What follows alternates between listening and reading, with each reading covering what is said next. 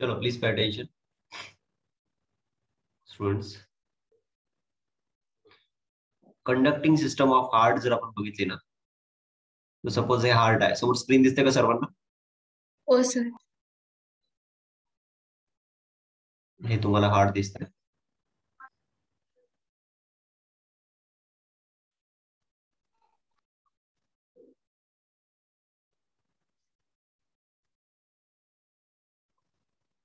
या हार्ट मध्ये बघा, हार्टचं कॉन्ट्रॅक्शन जे आहे, contraction of heart starts from a node. Good morning Yash. Starts from a node called as a pacemaker pipe, जिथे ही superior vena cava open होते. इथे असते सुपेरियर वेना कावा, बरोबर. सुपेरियर वेना कावाचं ओपनिंग जिथे असते, याच्या जवळपास सुपेरियर वेना कावाचं ओपनिंग असतं. इथे एक नोड दिसतोय तुम्हाला, या नोडला म्हणतो आपण SA node, sino auricular node. Sino auricular node, SA node म्हणतो त्याला. या SA नोड पासून वे ऑफ कॉन्ट्रॅक्शन स्टार्ट होणार आहे. आपलं हार्ट जे असतं ते मायोजेनिक असतं. या SA नोडला आपण म्हणणार आहोत pace maker. Please pay attention. SA node तिन्ही रेकॉर्डिंग टाकलेले आहेत रे अथर्व काल. एक ग्रुपवर जाऊन चेक कर ना. त्या मॅट्रिक्स ऑनलाईन 3 वर तिन्ही रेकॉर्डिंग टाकली. मी कालच्या कालच अपलोड केले. तुला फक्त ग्रुपवर एक सेंड केलं होतं. त्याच्यावर पार्ट 1, पार्ट 2 आणि पार्ट 3 असं लिहिलेलं आहे. ठीक आहे. तर SA node is the point where the way of contraction is start. आपण हार्टचं कॉन्ट्रॅक्शन स्टडी करतोय. हार्ट आपलं मायोजेनिक असतं. मायोजेनिक म्हणजे आपलं हार्टचं कॉन्ट्रॅक्शन मसलद्वारे कंट्रोल होतं. ठीक आहे. आणि आपल्या हार्टचं कॉन्ट्रॅक्शन ज्या पॉइंट पासून स्टार्ट होतं त्याला म्हणतो आपण SA नोड. SA नोड जो आहे, या SA नोड पासून वे ऑफ कॉन्ट्रॅक्शन जे आहे ते दोन्ही ऍट्रियाकडे पास होतात. इथे दोन्ही ऍट्रिया आहेत, बरोबर. हा राईट ऍट्रियम आहे, हा लेफ्ट ऍट्रियम. तर SA नोड कडनं वे ऑफ कॉन्ट्रॅक्शन दोन्ही ऍट्रियाकडे पास होतात आणि दोन्ही ऍट्रिया कॉन्ट्रॅक्ट होण्यासाठी जवळजवळ 0.1 सेकंद लागतात. ओके. याला म्हणतात ऍट्रियल सिस्टम. लक्ष द्या सर्वांना. दोन्ही ऍट्रिया कॉन्ट्रॅक्ट होण्यासाठी जवळजवळ 0.1 सेकंद लागतात आणि याला म्हणतो आपण ऍट्रियल सिस्टम. याला बोलणार तुम्ही ऍट्रियल सिस्टम. दोन्ही ऍट्रिया कॉन्ट्रॅक्ट होतात, त्याला बोलणार तुम्ही ऍट्रियल सिस्टम. आणि दोन ऍट्रिया ज्यावेळेस कॉन्ट्रॅक्ट होतात त्यावेळेस जे ब्लड असणार आहे ना, ते ब्लड जाणार आहे दोन्ही वेंट्रिकल्स. इथे वेंट्रिकल असणार, एक राईट वेंट्रिकल, एक असणार लेफ्ट वेंट्रिकल. हे असणार राईट वेंट्रिकल, हे असणार लेफ्ट वेंट्रिकल. आता ब्लड जे असेल ते ब्लड इथे बायकस्पिड आणि ट्रायकस्पिड वॉल्व. ठीक आहे. बायकस्पिड आणि ट्रायकस्पिड. इकडे राईट मध्ये ट्रायकस्पिड, लेफ्ट मध्ये बायकस्पिड वॉल्व प्रेझेंट असतात. आता काय होईल पहा, या SA नोड कडनं वे ऑफ कॉन्ट्रॅक्शन जे असतं ते एका आणखी नोड कडे जातं. SA नोड कुठे आहे? SA नोडचं लोकेशन आहे जिथे सुपेरियर वेना कावा ओपन होतो. ठीक आहे. त्यानंतर आणखी एक नोड आहे, ज्या नोडचं नाव आहे AV नोड. कोणता नोड? AV node. SA चा लॉंग फॉर्म काय? सायनो ऑरायक्युलर नोड. ठीक आहे. सायनो ऑरायक्युलर किंवा सायनो ऍट्रियल. AV नोडचं नाव काय? ऑरायक्युलो वेंट्रिक्युलर नोड. AV नोडचं नाव आहे ऑरायक्युलो वेंट्रिक्युलर नोड. ठीक आहे. तर SA नोड कडनं हे वे ऑफ कॉन्ट्रॅक्शन जे असेल, वे ऑफ कॉन्ट्रॅक्शन म्हणजे काय? हार्ट जे असतं ते कार्डियाक मसल लेवल, बरोबर. एका मसलचं जर कॉन्ट्रॅक्शन झालं ना, तर त्याच्या शेजारच्या मसलचं कॉन्ट्रॅक्शन होणार, त्याच्या शेजारच्या मसलचं कॉन्ट्रॅक्शन होणार आहे. असं वे ऑफ कॉन्ट्रॅक्ट, याला वे of contraction. Way of contraction मध्ये एक मसल कॉन्ट्रॅक्ट झाला ना की त्याच्या शेजारची एक मसल जर कॉन्ट्रॅक्ट झाला ना, त्याच्या शेजारची मसल सुद्धा कॉन्ट्रॅक्ट होत जात. हार्ट पूर्ण कशाने बनले? पूर्ण हार्ट आपलं बनलेलं आहे कार्डियाक मसल्स. पूर्ण हार्ट आपलं बनलेलं आहे कार्डियाक मसल्स. जर एक मसल कॉन्ट्रॅक्ट झाली ना, तर त्याच्या शेजारची मसल सुद्धा कॉन्ट्रॅक्ट व्हायला लागते. मग स्टार्टिंगला कॉन्ट्रॅक्शन कोण करणार आहे? स्टार्टिंगचं कॉन्ट्रॅक्शन ही एक मॉडिफाईड मसल करणार आहे, जिला म्हणतो आपण SA नोड, सायनो ऑरायक्युलर. ही सायनो ऑरायक्युलर नोड पहिले कॉन्ट्रॅक्ट होतात, मग तिच्या शेजारची मसल असे कॉन्ट्रॅक्शन होत जातात. मग हे वे ऑफ कॉन्ट्रॅक्शन जे असतं ना, ते जातं आणखी एका नोडकडे, ज्याचं नाव आहे AV नोड. AV नोडला दुसरं नाव आहे, AV नोडचं फुल फॉर्म आहे ऑरायक्युलो वेंट्रिक्युलर नोड. या एव्ही नोड पासून एक ब्रांच निघते बघा अशी, एव्ही नोड पासून एक ब्रांच निघते आणि ही जी ब्रांच असते ना, ही ब्रांच या सेप्टम मधनं पास होते. तुम्हाला माहिती दोन्ही वेंट्रिकल जे असतात त्या वेंट्रिकलच्या मध्ये एक सेप्टम असते. या सेप्टम मधनं ही जी ब्रांच असते ना ही पास होते. एक ब्रांच जी असेल ती राईट बाजूकडनं पास होणार आहे, एक ब्रांच जी असेल ती लेफ्ट बाजूकडनं पास होणार. ठीक आहे. आणि ही जी ब्रांच असेल राईट आणि लेफ्ट बाजूकडनं जाणारी, ही अशी लेफ्ट वेंट्रिकल मध्ये जाणार, एक राईट वेंट्रिकल कडे जाणार, एक लेफ्ट वेंट्रिकल कडे जाणार, एक राईट वेंट्रिकल कडे जाणार. ही जी ब्रांच आहे या ब्रांचला म्हणतो बंडल ऑफ हिस. या ब्रांचला आपण बोलणार बंडल ऑफ हिस. ठीक आहे. बघा आता इकडे हार्टचं कॉन्ट्रॅक्शन कसं होतं हे आपण स्टडी करतो. हार्टच्या कॉन्ट्रॅक्शन मध्ये मी सर्वात पहिले तुम्हाला सांगितलं की कॉन्ट्रॅक्शन स्टार्ट होणार आहे एस ए नोड पासून. जिथे सुपेरियर व्हेना कावा ओपन होते त्याच्या ठिकाणी हे एस ए नोड प्रेझेंट आहे. याचं नाव आहे सायनो ऑरायक्युलर नोड. हा नोड सगळ्यात पहिले कॉन्ट्रॅक्शन करेल. आपला हार्ट जे आहे ते मायोजेनिक आहे. एका मसलचं कॉन्ट्रॅक्शन झालं की त्याच्या शेजारच्या मसल कॉन्ट्रॅक्ट होत जातात, शेजारच्या मसल कॉन्ट्रॅक्ट होत जातात. असं करता करता दोन्ही ऍट्रिया ज्या आहेत त्या कॉन्ट्रॅक्ट होणार आहेत. याला म्हणतो आपण ऍट्रियल सिस्टोल. दोन्ही ऍट्रिया कॉन्ट्रॅक्ट होतात त्याला काय बोलणार तुम्ही, ऍट्रियल सिस्टोल. आणि ऍट्रियल सिस्टोल साठी लागणार आहे 0.1 सेकंद एवढा टाइम. ठीक आहे. त्यानंतर वे ऑफ कॉन्ट्रॅक्शन जे असेल ते पास होणारे इथे, इथे आहे bundle of His. Bundle of हिसचा जो नोड आहे त्याला म्हणतात एव्ही नोड. ठीक आहे. एव्ही नोड जो आहे त्याला इथे बघा एक ब्रांच आहे, याला म्हणतात बंडल ऑफ हिस. ठीक आहे. हे बंडल ऑफ हिसचे दोन ब्रांचेस आहेत, एक left branch of bundle of his आहे जी, आणि एक राईट ब्रांच. आता ही राईट ब्रांच जी आहे ती राईट वेंट्रिकल मध्ये गेली, लेफ्ट ब्रांच जी आहे ती लेफ्ट वेंट्रिकल मध्ये गेली. या पद्धतीने त्याचं पेनेट्रेशन आहे. ठीक आहे. लेफ्ट आणि राईट ब्रांचेस मध्ये. आता हे पेनेट्रेशन झाल्यानंतर इथे पहा हे जे ब्रांचेस आहेत लेफ्ट आणि right branches of bundle of His, यांचं पेनेट्रेशन जे आहे हे यांच्या वेंट्रिकल्स मध्ये होणार आहे. दोन्ही राईट वेंट्रिकल लेफ्ट वेंट्रिकल मध्ये याच्या अशा ब्रांचेस पेनेट्रेट. या ब्रांचेसला लेफ्ट आणि राईट मध्ये या ज्या ब्रांचेस पेनेट्रेट झाल्या हे पहा इथे इथे इथे, यांना बोलतो आपण पर्किंजे फायबर्स. पर्किंज फायबर्स हे झाले पर्किंज फायबर्स. कळते का?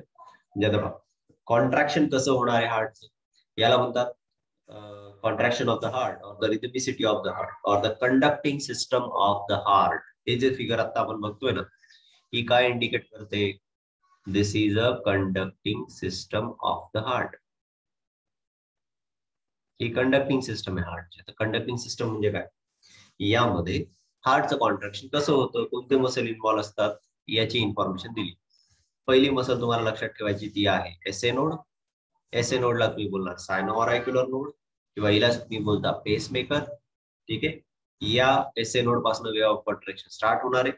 वे ऑफ कॉन्ट्रॅक्शन स्टार्ट होणार, दोन्ही ऍट्रिया कॉन्ट्रॅक्ट होणार. ठीक आहे. दोन पहिले ऍट्रिया कॉन्ट्रॅक्ट होतात. दोन ऍट्रिया कॉन्ट्रॅक्ट झाल्यानंतर त्यांचं ब्लड जे असेल ते त्यांच्या रिस्पेक्टिव्ह वेंट्रिकल्स मध्ये जाणार आहे. ठीक आहे. त्यानंतर हे वे ऑफ कॉन्ट्रॅक्शन असं पास होता होता येणार आहे एव्ही नोडकडे. एव्ही नोडला ऑरायक्युलर वेंट्रिक्युलर नोड म्हणतो आपण. मग एव्ही नोड कडनं हे वे ऑफ कॉन्ट्रॅक्शन जाणार आहे बंडल ऑफ हिस कडे. ही जी ब्रांच दिसते तुम्हाला या ब्रांचला म्हटलं आपण बंडल ऑफ हिस. याच्या दोन ब्रांच आहेत, right branch of bundle of His आणि left branch of bundle of His. ठीक आहे.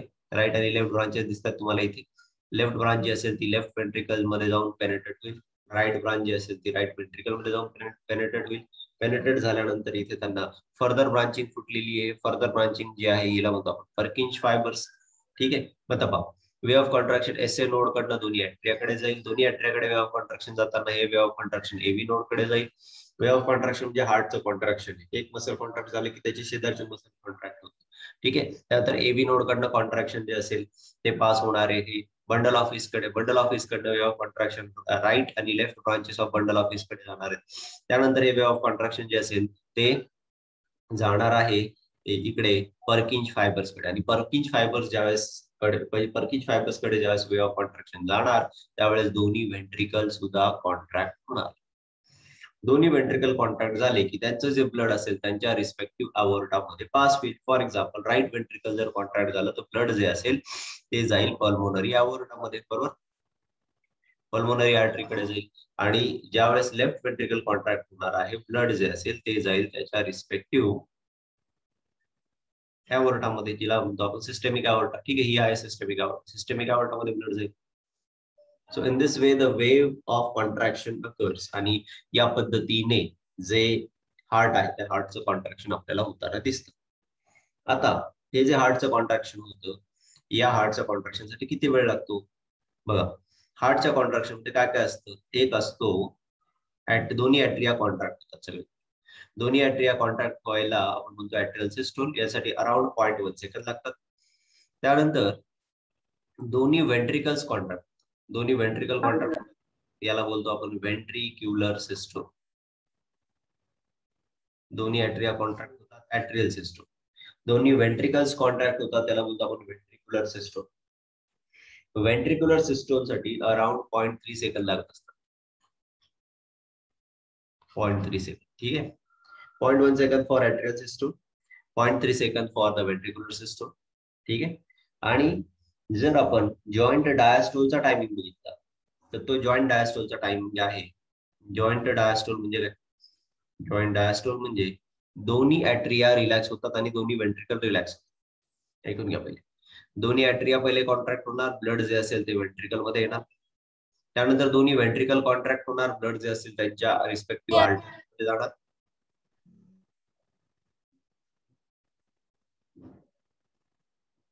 दोन्ही वेंट्रिकल्स कॉन्ट्रॅक्ट झाले की त्याला तुम्ही बोलणार वेंट्रिक्युलर सिस्टोल. ओके. पहिले दोन ॲट्रिया कॉन्ट्रॅक्ट होणार, ॲट्रियल सिस्टोल. दोन वेंट्रिकल कॉन्ट्रॅक्ट होणार, वेंट्रिक्युलर सिस्टोल. आता हार्ट पूर्णपणे रिलॅक्स होतो, त्याला म्हणतो आपण जॉईंट डायस्टोल. ठीक आहे. दोन वेंट्रिकल कॉन्ट्रॅक्ट होण्यासाठी 0.3 सेकंद लागतात. ओके. ॲट्रियल कॉन्ट्रॅक्शन साठी 0.1 सेकंद लागतात. तर टोटल कॉन्ट्रॅक्शन साठी किती वेळ लागला, लागला अराउंड 0.4 सेकंद. टोटल कॉन्ट्रॅक्शन साठी लागले 0.4 सेकंद. ठीक आहे. मग आता पूर्ण हार्ट रिलॅक्स होतो, दोन्ही ॲट्रिया कॉन्ट्रॅक्ट होतात, दोन्ही वेंट्रिकल्स कॉन्ट्रॅक्ट होतात. त्याच्यानंतर हार्ट पूर्णपणे रिलॅक्स होतो, त्याला म्हणतो आपण जॉईंट डायस्टोल. दोन्ही ॲट्रिया दोन्ही वेंट्रिकल्स रिलॅक्स होतात, रिलॅक्सेशनला म्हणतो आपण जॉईंट डायस्टोल. जॉईंट डायस्टोल साठी लागणार आहेत 0.4 सेकंद. कळालं. म्हणजे कॉन्ट्रॅक्शन साठी 0.4 सेकंद, रिलॅक्सेशन साठी 0.4 सेकंद. तर टोटल वेळ किती लागणार आहे, एका हार्टचं कॉन्ट्रॅक्शन आणि रिलॅक्सेशन होण्यासाठी टोटल वेळ लागला किती, 0.8 सेकंड. 0.8 सेकंड. तो टोटल कॉन्ट्रॅक्शन के लिए लगा टाइम 0.8 सेकंड. तो अगर जर एका मिनिटामध्ये किती हार्टबीट होतील असं जर आपण कॅल्क्युलेट केलं तर अराउंड 72 बीट्स होतात. एका हार्टबीट मध्ये काय होतं, एका हार्टबीट मध्ये एक कॉन्ट्रॅक्शन होणार आहे.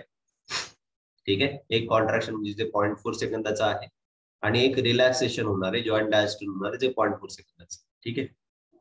मग हार्टबीट साठी 0.8 सेकंद जर लागत असतील तर एका मिनिटामध्ये जवळजवळ 72 बीट्स होतात. आता एक लक्षात घ्या, एका हार्टबीटमध्ये 70 ml ब्लड हे जे असतं हार्ट पंप करतं. सर्वांनी लक्षात ठेवा, एका हार्टबीट मध्ये किती ml ब्लड पंप करतं हार्ट, 70 ml. मग 72 हार्टबीट मध्ये किती ml ब्लड पंप करत असेल, 70 into 72, that is around 5040 ml. म्हणजे अराउंड किती लिटर्स, 5 लिटर्स. 5 लिटर्स. एका मिनिटामध्ये हार्ट जनरली किती ब्लड पंप करतं, 5 लिटर ब्लड पंप. ठीक आहे. आता बघा, एका हार्टबीट मध्ये किती ब्लड पंप केलं, 70 ml. एका हार्टबीट मध्ये 70 ml ब्लड पंप केलं. ठीक आहे. आणि एका मिनिटामध्ये किती ब्लड पंप होईल, अराउंड 5040. आता हे जे एका मिनिटामध्ये जे ब्लड पंप केलं याला बोलतो आपण कार्डियाक आउटपुट. काय म्हणायचं, काय म्हणणार तुम्ही, कार्डियाक आउटपुट किती आहे, 5 लिटर्स पर मिनिट. आणि एका हार्टबीट मध्ये जे ब्लड पंप केलं, एका स्ट्रोक मध्ये जे ब्लड पंप केलं त्याला म्हणायचं स्ट्रोक व्हॉल्यूम. काय म्हणायचं, किती आहे stroke volume, stroke volume is 70 ml. समजतंय का रे सर्वांना, स्ट्रोक व्हॉल्यूम किती, एका हार्टबीट मध्ये किती ब्लड पंप केलं, 70 ml, याला तुम्ही बोला स्ट्रोक व्हॉल्यूम. ठीक आहे. आणि 72 बीट्स मध्ये किती ब्लड पंप केलं एका मिनिटामध्ये, 5 लिटर्स, याला तुम्ही काय बोलला, कार्डियाक आउटपुट. समजले सर्वांना? लिहून घ्या. सर हा बोला. मॅमने आम्हाला त्या दिवशी एकदा शिकवताना असं त्या ऍक्शन पोटेन्शियल वगैरे बद्दल बोललेल्या, तर ते काय असतं? सांगतो मी तुम्हाला. ऍक्शन पोटेन्शियल, ऍक्शन पोटेन्शियल जे असेल ना ते आपण ह्यामध्ये शिकू. न्यूरॉन जे असतात ना, न्यूरॉन, त्या न्यूरॉनच्या चार्जला ऍक्शन पोटेन्शियल, चार्ज असतो न्यूरॉन मध्ये, चार्ज चेंज. हा लेसन झाला की आपण तो स्टार्ट करणार लेसन, त्यामध्ये सांगतो. Okay okay sir. येस. हे लिहून घेता का शॉर्ट मध्ये?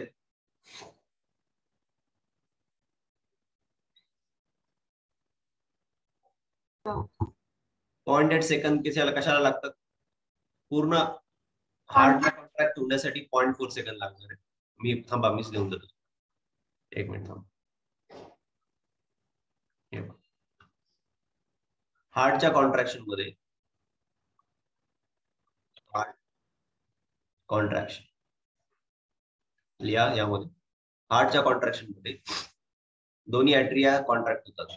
ऍट्रियल कॉन्ट्रॅक्शन. ऍट्रियल कॉन्ट्रॅक्शनला तुम्ही काय बोलता, ऍट्रियल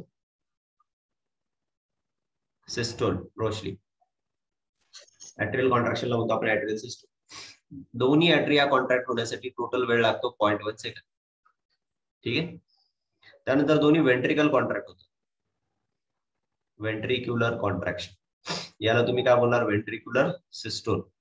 दोन्ही वेंट्रिकल्स कॉन्ट्रॅक्ट होण्यासाठी 0.4 सेकंद लागतात. ठीक आहे. त्यानंतर दोन्ही ऍट्रिया आणि दोन्ही वेंट्रिकल रिलॅक्स होतात, याला म्हणतात joint diastole. Joint diastole, joint diastole म्हणजे जॉइंट रिलॅक्सेशन. ठीक आहे. याच्यासाठी लागतात 0.4 सेकंद. टोटल किती वेळ लागला? एका हार्टचं पूर्ण कॉन्ट्रॅक्शन झालं, हे 0.3, हे 0.3 सेकंद. वेंट्रिक्युलर सिस्टम साठी 0.3, हे 0.1 आणि हे 0.4. टोटल किती वेळ लागला? 0.8. ठीक आहे. म्हणजे हार्टचं पूर्ण कॉन्ट्रॅक्शन आणि रिलॅक्सेशन होण्यासाठी 0.8 सेकंद. जर 1 मिनिट आपण कन्सिडर केला, एका मिनिटामध्ये 60 सेकंद असतात, बरोबर? तर मग जर 0.8 सेकंदाचा एक हार्टबीट आहे, if 0.8 seconds is equal to 1 heartbeat, 1 heartbeat, तर 1 मिनिट मध्ये किती होतील? 1 मिनिट मध्ये होतील 72 हार्टबीट्स. कळालं काय? येऊन घ्या. 72 हार्टबीट. एका हार्टबीट मध्ये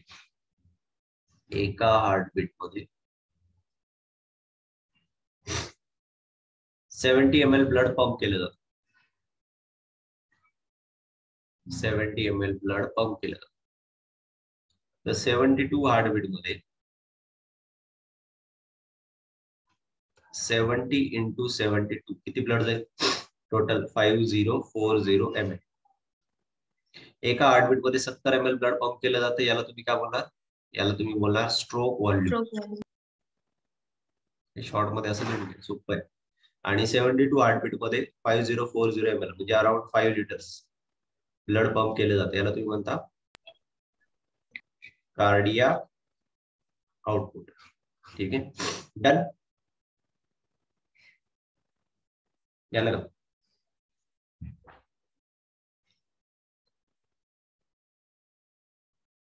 सर त्याला झूम आउट कर.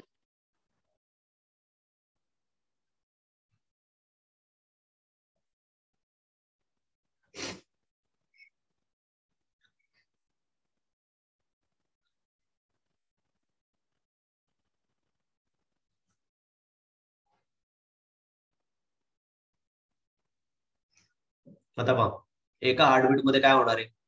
एका हार्टबीट मध्ये दोन्ही ऍट्रिया कॉन्ट्रॅक्ट होतील, दोन्ही वेंट्रिकल्स कॉन्ट्रॅक्ट होतील आणि दोन्ही एकाच वेळेला रिलॅक्स. यालाच आपण म्हणतो कार्डियाक सायकल. यालाच तुम्ही काय बोलणार? काय बोलणार? कार्डियक सायकल मध्ये काय काय होतं? कार्डियक सायकल मध्ये एक हार्टबीट कम्प्लीट होते. एक हार्टबीट कम्प्लीट होते म्हणजे दोन्ही ॲट्रिया कॉन्ट्रॅक्ट होतात, दोन्ही वेंट्रिकल्स कॉन्ट्रॅक्ट होतात आणि जॉईंट तुम्हाला रिलॅक्सेशन दिसते. ठीक आहे, याला बोलतो आपण कार्डियक सायकल.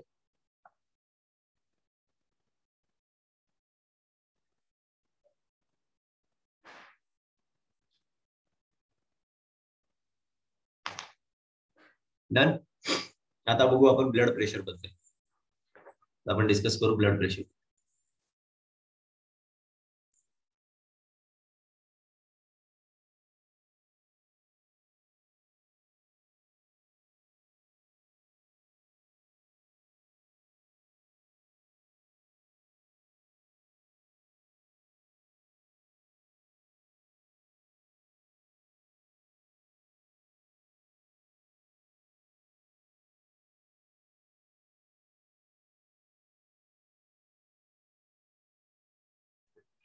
चलो झाला का रे? Done sir. डन. अभी हम देखेंगे अबाउट द ब्लड प्रेशर.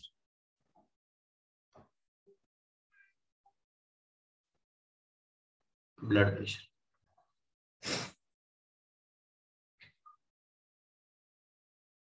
त्यामध्ये पहिला पॉइंट लिहा ब्लड प्रेशर मध्ये, म्हणजे शिकवता शिकवताच थोडं थोडं शॉर्ट मध्ये लिहून घ्या. इम्पॉर्टंट पॉइंट लिहून देतो direct. Arterial blood pressure. Arterial blood pressure लिहा. Pressure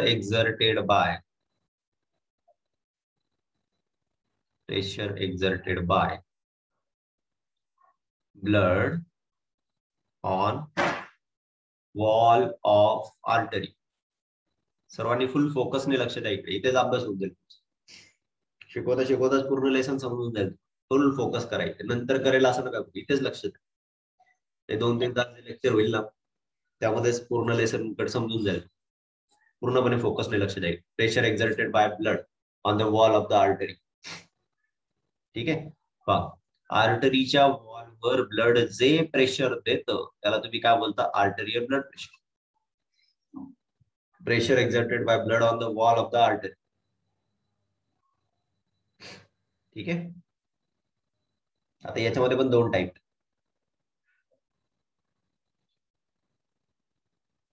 systolic blood pressure. Systolic blood pressure आणि एका बाजूला लिहा डायस्टोलिक ब्लड प्रेशर.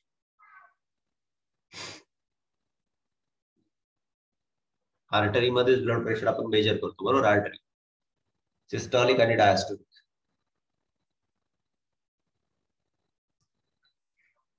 प्रेशर यामध्ये लिहायचं प्रेशर एक्झर्टेड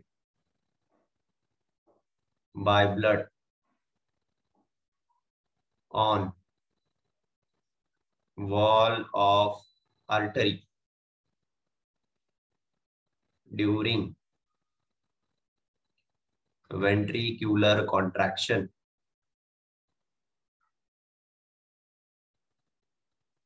कळलं? म्हणजेच काय? Ventricular contraction is kind of systole. ज्यावेळेस व्हेंट्रिकल कॉन्ट्रॅक्ट होतात त्यावेळेस आर्टरीच्या वॉलवर जो प्रेशर आहे त्याला सिस्टॉलिक म्हणतात. आता इथे काय? डायस्टोलिक आहे. Pressure on arterial wall during ventricular relaxation. Ventricles ज्यावेळेस रिलॅक्स होतात त्यावेळेस ब्लड प्रेशर कमी असणार ना, तो झाला डायस्टोलिक.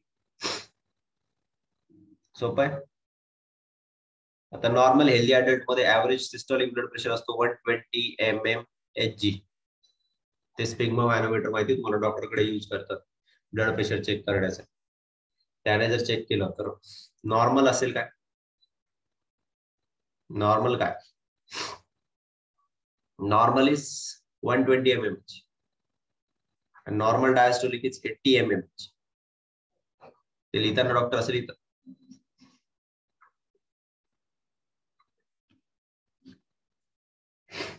(120/80 mmHg म्हणजे काय? Systolic pressure oblique diastolic pressure. Hg का एचजी बोले तो ये रहता है, त्यामध्ये पारा असतो, मर्क्यूरी, वो मर्क्यूरी कितने एमएम ऊपर जा रहा है उस पे रहता है वो, वैसे ही रहता है। देखा है कभी स्पिग्मोमॅनोमीटर? दिखाता हूँ मैं, सिखाता हूँ। त्याच्यामध्ये असं इथे मर्क्यूरी असतो, लाइक एम, इसमें थर्मोमीटर में जैसे मर्क्यूरी होता है ना, वैसे मर्क्यूरी होता है। और ये ब्लड प्रेशर के अनुसार नीचे ऊपर करता है, और यहाँ पे उसका स्केल होता है एमएम में, इथे त्याचा स्केल असतो असा एमएम मध्ये। तो हा जो मर्क्युरी असेल प्रेशर नुसार किती वर गेला, that will decide how much MM it has gone, right? So it decides the blood pressure. Here, the mercury in the system, that is Hg. So, what is the arterial blood pressure? Pressure exerted by the blood on the wall of the artery is the arterial blood pressure. It can be systolic or it can be diastolic. Pressure exerted by the blood on the wall of the arteries during the ventricular contraction is systolic. During ventricular relaxation, the blood pressure is less. That is the diastolic blood pressure.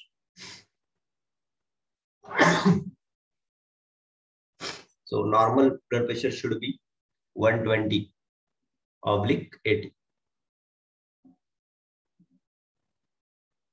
Now, next point is pulse pressure. Next point is pulse pressure.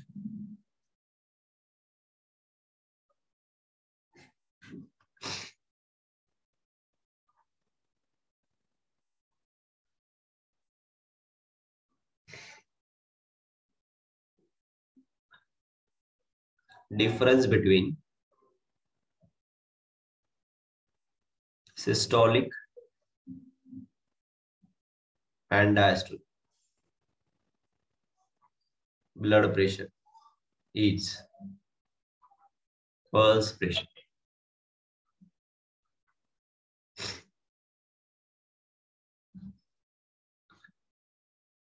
देखो pulse pressure क्या है, systolic और diastolic blood pressure में जो difference होता है ना, उसे हम बोलते हैं पल्स प्रेशर।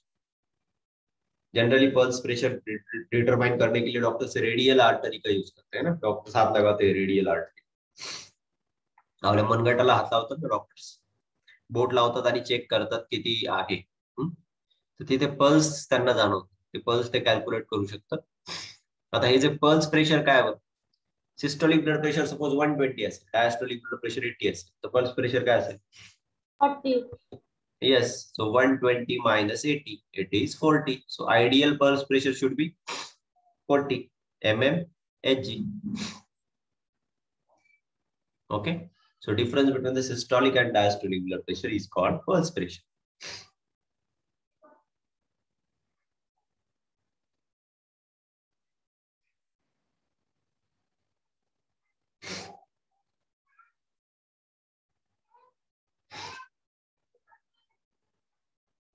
Done? समझ लगा रहे? Hello. Yes, sir. Okay. Now we will study about the instrument called as sphygmomanometer. चलो अभी नेक्स्ट इंस्ट्रूमेंट हमें देखना है जो ब्लड प्रेशर डिटरमाइन करने के लिए यूज किया है, that is a sphygmomanometer. Can you see the screen? Yes, sir. Sphygmomanometer.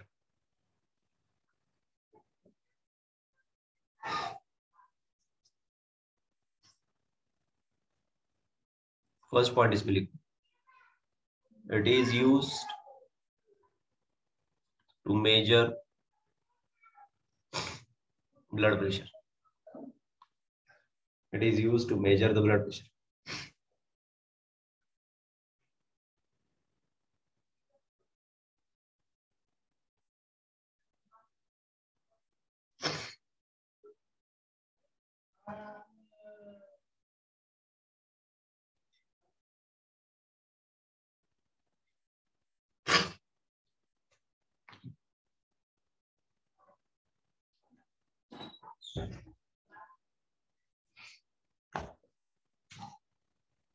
Please pay attention.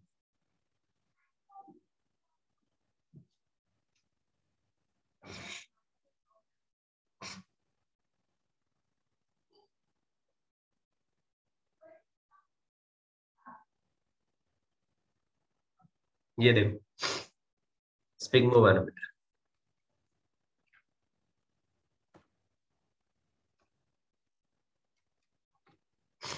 This instrument.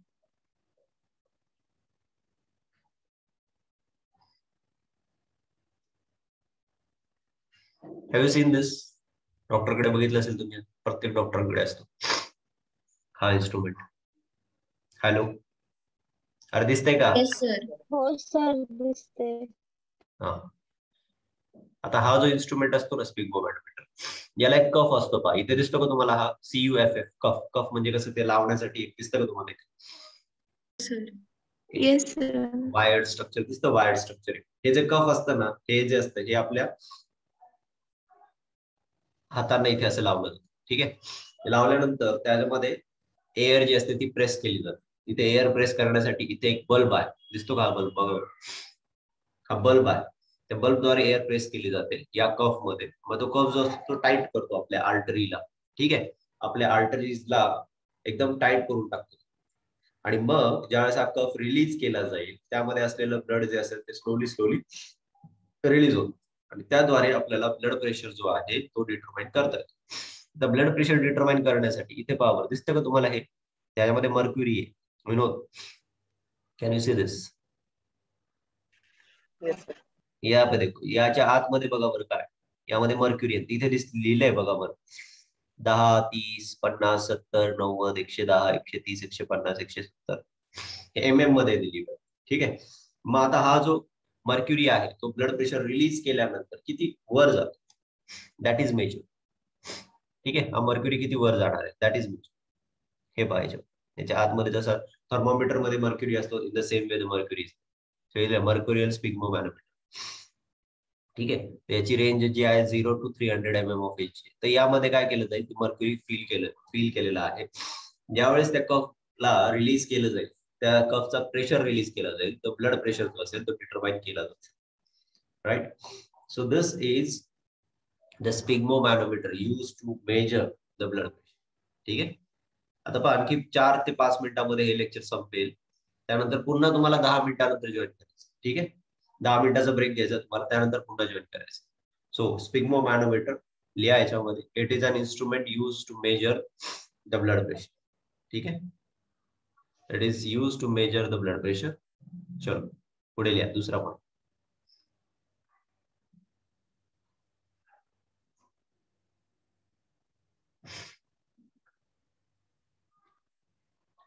This instrument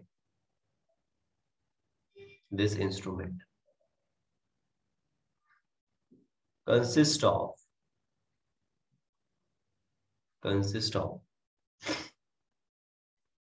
inflatable rubber bag,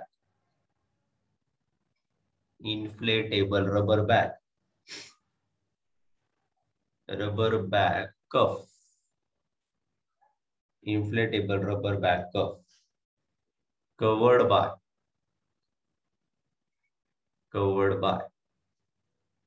cotton cloth,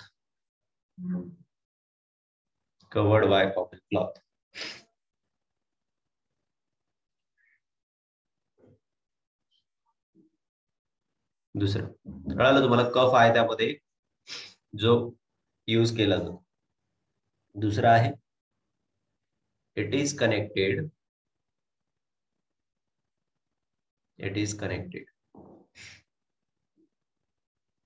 with the help of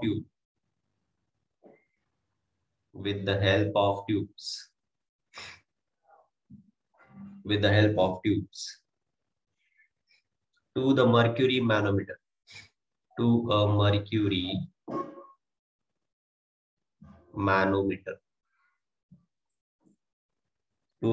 manometer on one side.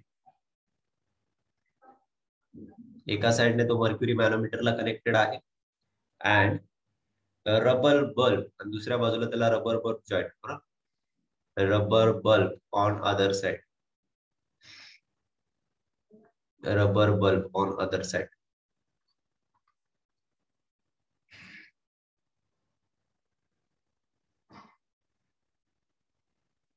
the curve is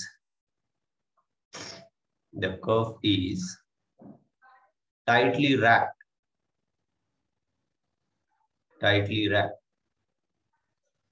around upper arc. तुम्ही पण read करा लिहिता लिहिता. The curve is tightly wrapped around the upper arc and inflated. त्यामध्ये त्या bulb जो आहे त्याचा यूज करून रबर बल्ब जो आहे ना त्याने हवा भरली जाते. Inflated till the brachial artery is blocked.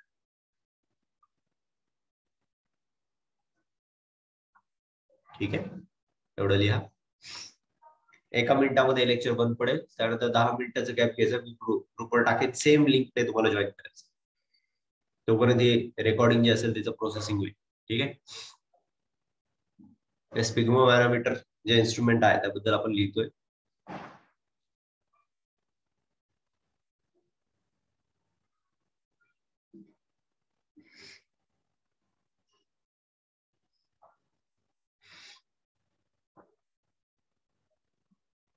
त्या 10 मिनिटांमध्ये तुम्ही रीड करा जे आधी झाले. ओके, जे कंडक्टिंग सिस्टम आपण स्टडी केलं ते रीड करा सर्वांनी त्या 10 मिनिटांमध्ये. Don't waste time.